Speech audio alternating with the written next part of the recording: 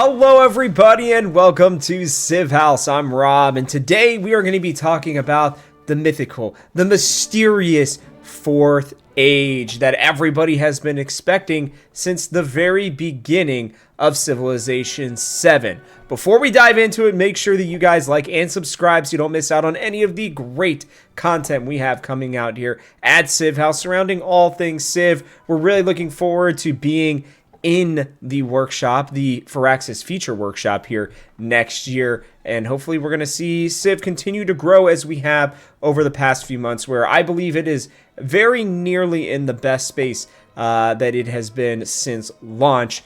Let us know in the comments section below, do you think that there is going to be a Fourth Age, and we'll, interact with you guys, see what you guys have to say, because really and truly that's the only thing we're going to talk about on this video. And look, I have this up because this was one of the first images that we got of, the different ages. We've got Antiquity, Exploration, and Modern. We know that in the feature workshop, right, that things are gonna be different. There's gonna be the option for ages to be completely gone, make your way through the game with one Civ, stuff like that. Whether or not they're all gonna come to fruition, I don't know yet. But what I do know is that since the very beginning, there have been hints. There have been even, I think, slight data mines that have suggested that we would be getting a Fourth Age to kind of cap off the game at the end. I have always been pushing for there to be an age right here in this middle area for the medieval ages. Not that I think that it's necessarily going to happen, but it would make sense, right? And I'll give my quick theory and then what the other one is, and then I'm going to tell you guys kind of whether or not I think this is going to happen. My theory is that the modern age, while I know it only went up to, realistically World War II-ish area, or, World War II-ish era, right? There's a capper with the victory paths and everything. You win the game if you do these kinds of things. So to me, it always felt like maybe they just decided to end it in the modern age and that they weren't going to worry about it beyond there.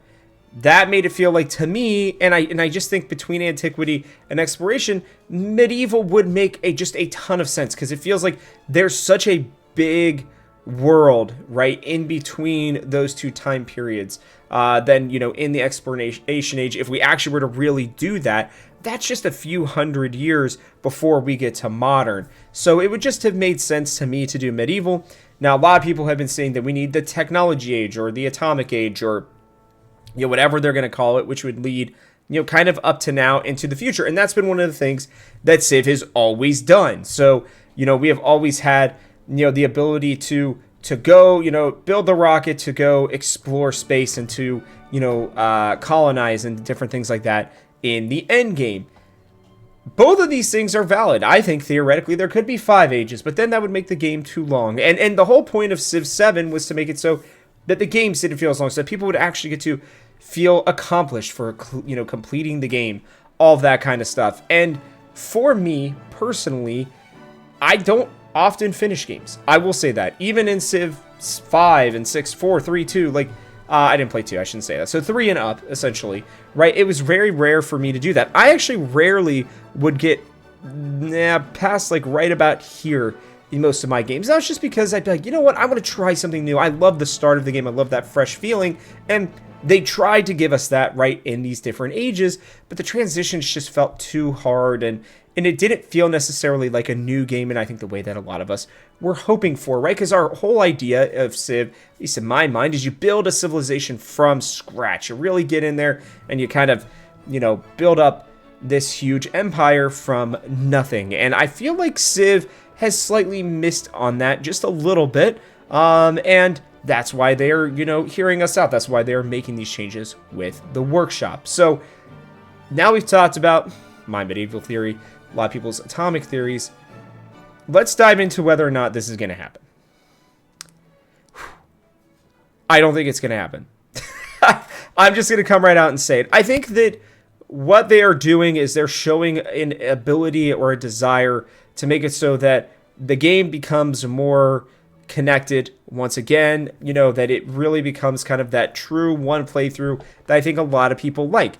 The problem is that, like, how are you going to do it with all of these different civs? And that's where I think it's going to be really interesting because, you know, even heading into an atomic age or a medieval age, like, some of these civs that we already have in the game would kind of fit into those different things. And it's almost feeling like at this point, there's just no reason for them to do that if they are considering walking it back to a certain degree. Now, they have said straight up that transitions and the ages for Civ 7 at least are going to remain. Now, I'm guessing if they just see a lot of people only playing through the one Civ playthrough till the end, maybe things will change in the future. But we're not even a year in yet, and this is kind of where there's going to be a big crossroads for this game coming into next year because, as we've talked about in other things in the past, right, or in other videos, excuse me, the expansions come out around, you know, a year and a half to, you know, 2 years into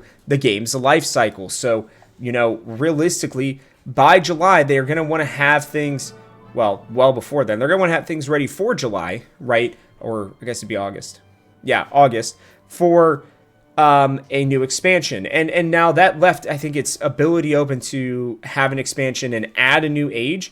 I felt like that made the most sense to me. But now, with what we're going to be testing in the future workshop, I just don't know if they're going to do that. Does that mean that they're going to have to scrap everything and start anew? I don't really know right now. But just my gut is telling me that we probably will not get a fourth age, at least in the way that we all thought that we would. Now, that does not mean that they are not going to change the system, right, where the ages feel a little bit more like eras did, right?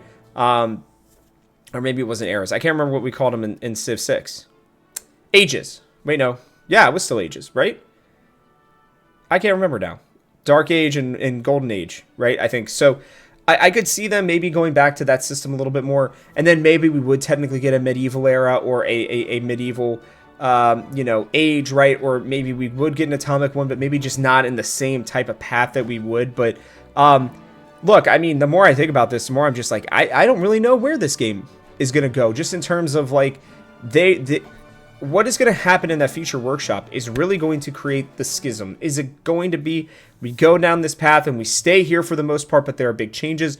Or does the game go back to its roots and really, you know, kind of become that homogenous civilization that we are all more used to?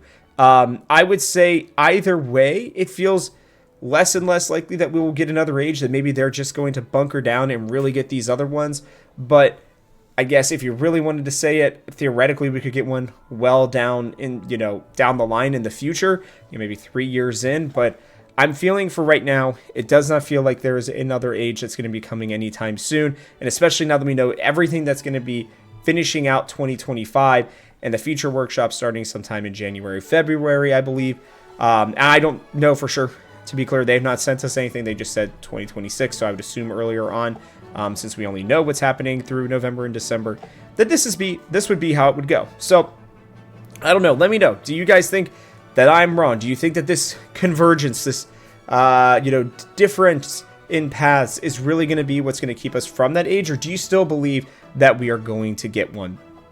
Let me know what you guys think. I'll be happy to hear your thoughts on it. But that is going to wrap it up on this one. So, from our house to yours, thanks for watching, and we hope you'll join us for one more turn.